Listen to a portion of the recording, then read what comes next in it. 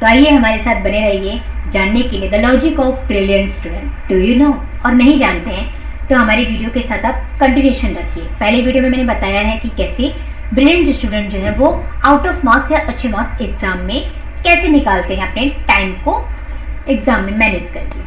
आज हम जानेंगे कि ऐसा क्या लॉजिक है, क्या है जो वो किस तरह से स्टडी करते हैं। How to do start study, second mind mapping and third question. उनका यही एक लॉजिक है कि उनके स्टडी करने का तरीका, after study they are making a mind mapping and question queries mind में निकालते हैं और उसके ऊपर वो वर्क करते हैं। This are the logic of the brilliant student. आइए स्टार्ट करते हैं कि किस तरह से स्टूडेंट के माइंड में ऐसे क्वेश्चंस होते हैं कि हम कैसे आउट ऑफ मार्क्स निकाल सकते हैं, अच्छे से अच्छा मार्क्स पा सकते हैं। हमारे चैनल के साथ बने रहने से आप इन सारी मिस्ट्री को जान सकते हैं। तो आइए बनते हैं। माइंड मैपिंग की बात करते हैं तो माइंड मैपिंग में हम देखेंगे एक कोई चैप्टर ले लेते हैं।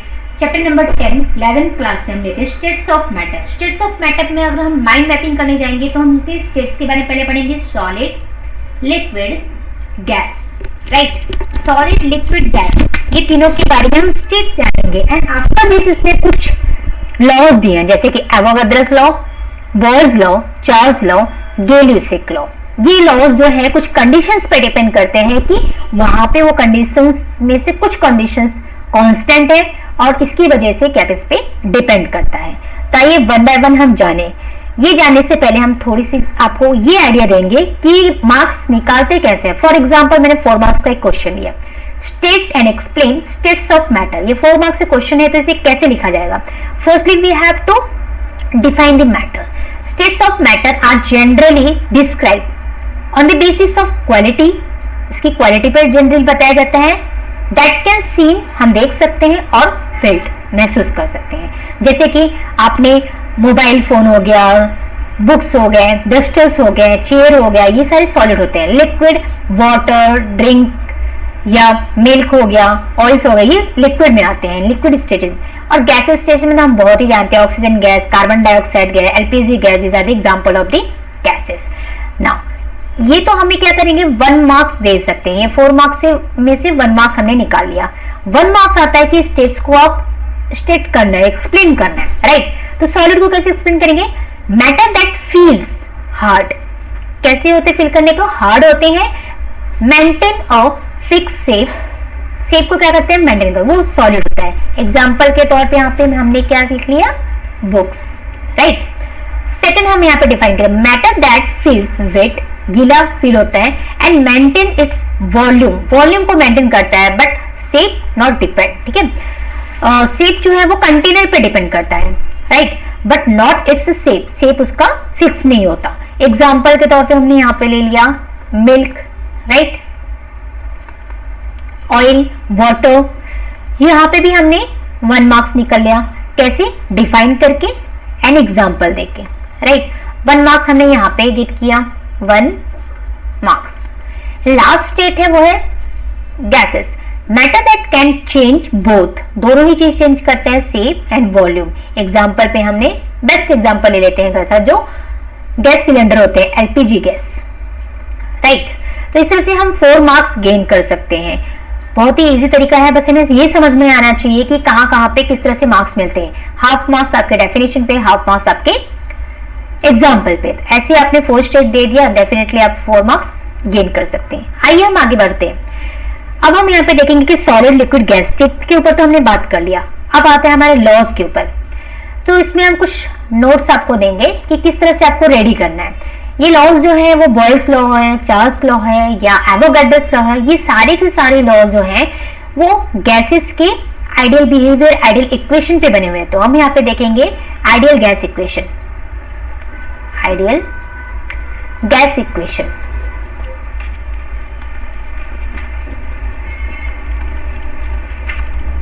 जो आइडियल गैस इक्वेशन होते हैं, जैसे कि हमने फर्स्ट चैप्टर में देख ही लिया है, क्या होता है, PV is equal to nRT। R तो क्लियर है, यहाँ पे R is a universal gas constant,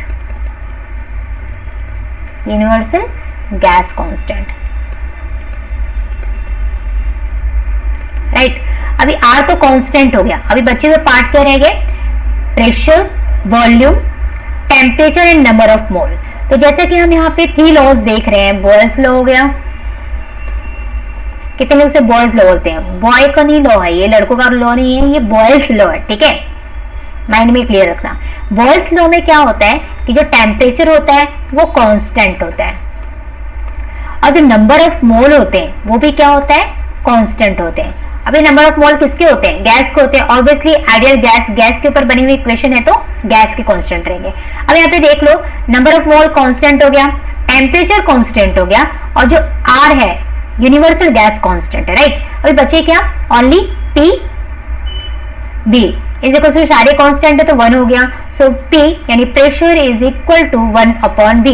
we can say that जो प्रेशर है वो वॉल्यूम पे इनवर्सली प्रोपोर्शनल है। तो ये इक्वेशन निकल के आता है आइडियल गैस इक्वेशन की हेल्प के थ्रू बॉयल्स लॉ के लिए, राइट। बॉयल्स लॉ देख लिया हमने। नेक्स्ट जो आता है वो हम देखते हैं यहाँ पे Charles law, right.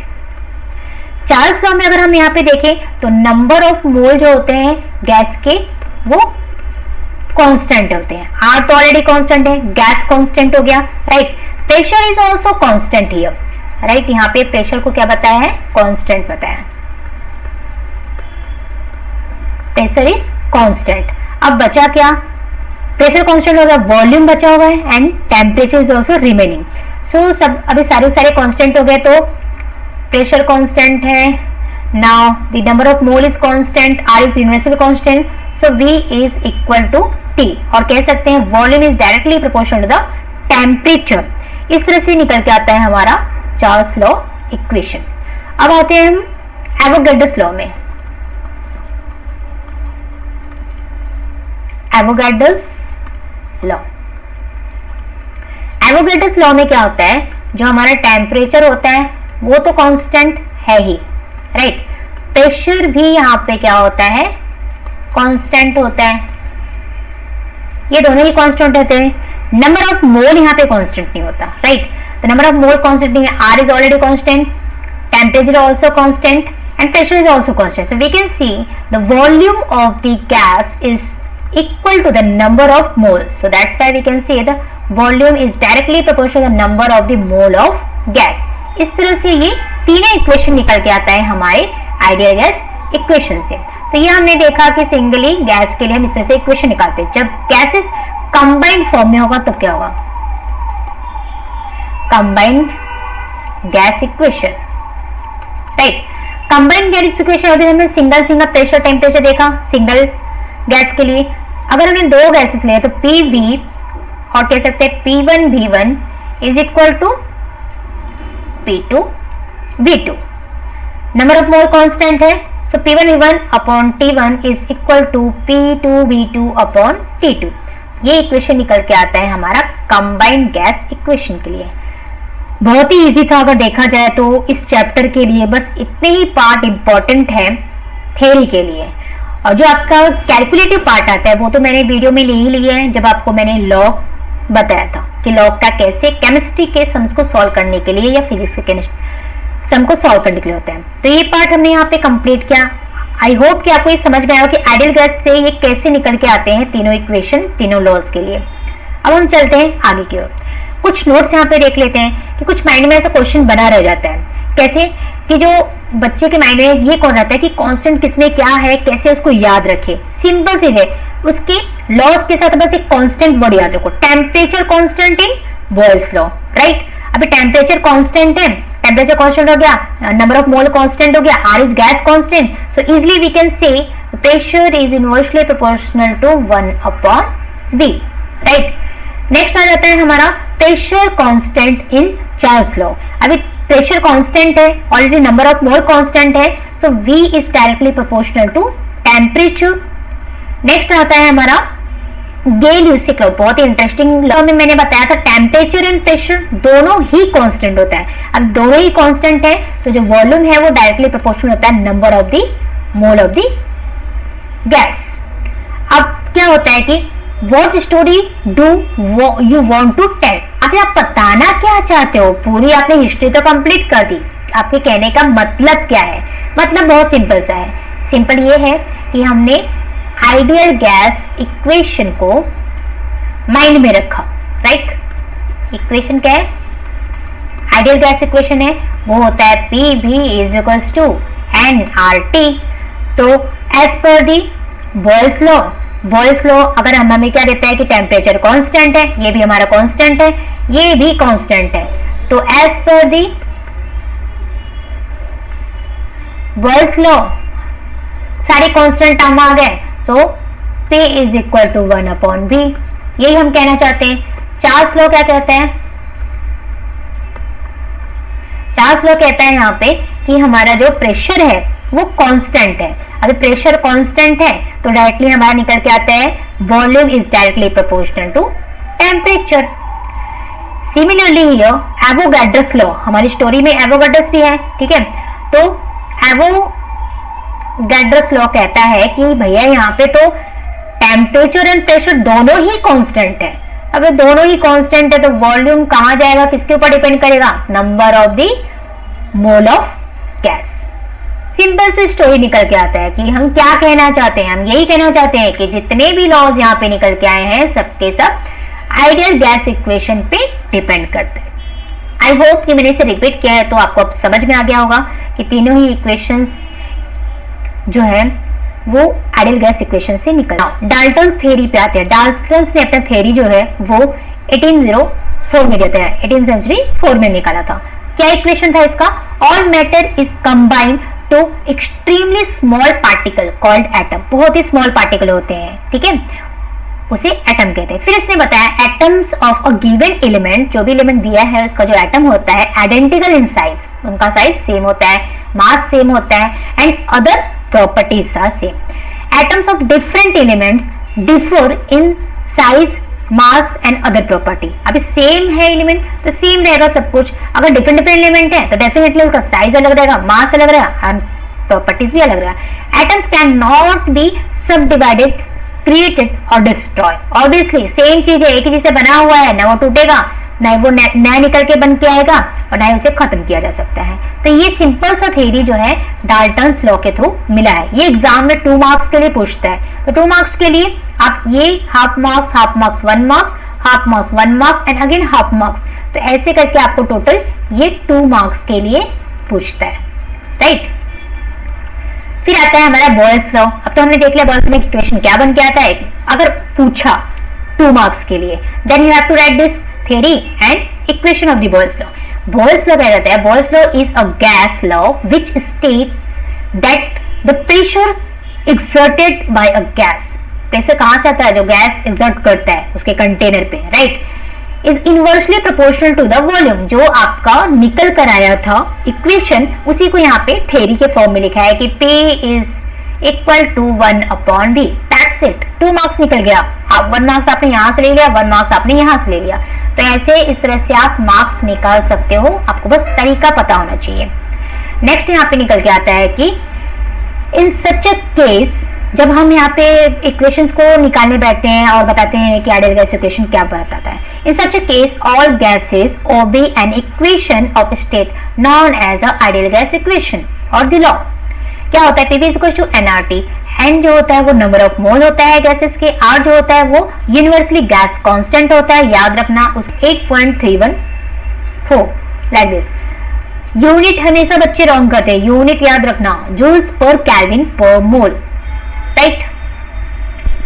I hope आपको ये सारी चीज समझ में। 1.325 किलो पास्कल होता है, उसके इसमें किलो पास्कल में कन्वर्ट करना होता है 100% में। आपको यू शुड नो, आपको वैल्यू पता होना चाहिए। जैसे 1 लीटर में कितना ml होता है? 1000 ml होता है। उसी 1000 ml को अगर आपको वापस से लीटर में बताना है या डेसीमीटर क्यूब में बताना है तो litre is equal to 1 decimetre cube या litre is equal to 1000 centimetre cube. ये याद रखा, 1000 सेंटीमीटर क्यूब एंड 1000 ml दोनों सेम होता है। जैसे कि 1 लीटर इक्वल टू रहेगा 1 डेसीमीटर क्यूब, बस यही है। तो बस आपको ये इनके बीच का रिलेशन पता होना चाहिए। जैसे कि 1 पास्कल इक्वल टू क्या होता है? 1 न्यूटन पर मीटर, राइट। यहाँ पे 1 बार में कितने पास्कल आते हैं वो भी आपको पता होना चाहिए, 1 into 10⁵ पास्कल, राइट। ये नोट्स आप माइंड में क्लियर कर लो, यूनिट्स क्लियर होना बहुत जरूरी है। गैस कांस्टेंट के लिए तो मैंने बताया था 8.314 जूल पर केल्विन पर मोल, राइट। दे सकते हैं। रेट ऑफ डिफ्यूजन्स कुछ फॉर्मुलाज निकल के आएंगे। कैसे होता है, volume of the gas diffuse जो हो रहा है वो कितने टाइम में डिफ्यूज हो रहा है। फिर relation between the kelvin and ये तो मैंने आपको पहले ही वीडियो में बता दिया था कि अगर आप निकालने बैठोगे केल्विन में याद रखना 2 भी डिग्री सेल्सियस दिया है उसमें 273.15 को ऐड कर दो, that is kelvin. Boyle's law के लिए इक्वेशन तो मैंने आपको बताया ही, याद रखना कांस्टेंट क्या है, temperature and number of mole of gas. So P is directly proportional, inversely proportional to the volume. Charles law में आपका pressure and number of mole constant है, ऑब्वियसली यहाँ पे क्या रहेगा, volume directly proportional to temperature. Gay Lussac law में यहाँ पे आपका वॉल्यूम कांस्टेंट होता है और number of the mole constant, मैंने वहां पे छोड़ दिया था इसलिए ताकि हम टू द पॉइंट पे जल्दी से आ सके। सो गैल-ल्यूसेक लॉ में याद रखना वॉल्यूम कांस्टेंट है, नंबर ऑफ मोल कांस्टेंट है, so the pressure is directly proportional to the temperature. Now come to the next formula. Avogadro's law ये बता दिया है कि इसमें प्रेशर भी कांस्टेंट है, टेम्परेचर भी कांस्टेंट है, so volume is directly proportional number of mole. Ideal gas equation सबसे इंपॉर्टेंट है क्योंकि यहीं से निकल के आया है तीनों लॉज या चारों लॉज बोल सकते हो, गैल-ल्यूसेक लॉ को भी ले लो। कंबाइंड फॉर्म एक के लिए एक गैस के लिए हमने देखा था ideal gas equation, combined form में बहुत सारे गैसेस है तो उनके लिए हम निकाल के लेके आएंगे P1 V1 या P1 V1 P3 V2 V3 भी हो सकता है, राइट, जितने भी गैस मॉलिक्यूल आएंगे। यूनिवर्सल गैस कांस्टेंट याद रखना, ये वैल्यू याद रखना 8.314 जूल पर केल्विन पर मोल। अब रिलेशन ये एग्जाम में पूछता है 1 मार्क्स के लिए, relation between the density, density तो हमें पता है मास अपॉन वॉल्यूम होता है, and the molar mass, molar mass तो हम फाइंड आउट करते हैं, राइट, जैसे मैंने वीडियो में बताया था पिछले वीडियो में कि वाटर का कैसे मोलार मास हमने निकाला था, right. Now density is directly proportional to the molar mass. ये ऐसा क्यों बोला जाता है, इसके पीछे का रीजन ये है कि आप वापस से आइडियल गैस इक्वेशन में घुस जाओ। Pv इक्वल टू nRT आपका था, राइट, तो वहां पे मासेस जो भी रहेगा, नंबर ऑफ मोल्स और इक्वेशंस जो रहते हैं वो कांस्टेंट ही रहेगा। So the molar mass is always equal to density, number of mole of gas is constant, temperature and Pv। सो याद रखना कि मास आपका जो गैस है m जो रहेगा small m is always the mass of the molecule and capital M is denoted by the molar mass. ये आपके इक्वेशंस हो गए, आपके लिए आता है, याद रखना क्या क्या चीजें आते हैं, बस आपको स्टेट्स पता होना चाहिए कि स्टेट्स ऑफ मैटर की क्या क्या प्रॉपर्टी है, दैट्स इनफ। यही सारी चीजें आते हैं अगर आप पढ़ के लोग यहाँ पे particles, points, masses with no volume, volumes नहीं होते। पहले वाले ने क्लियरली बोला है कि यहाँ पे particles in a constant form, जैसे कि आपने देखा था सारे इक्वेशन में n क्या आ रहा है, कांस्टेंट। रैंडम मोशन होते हैं, एक ही डायरेक्शन में नहीं होता, रैंडमली मोशंस होते हैं। Small compose of the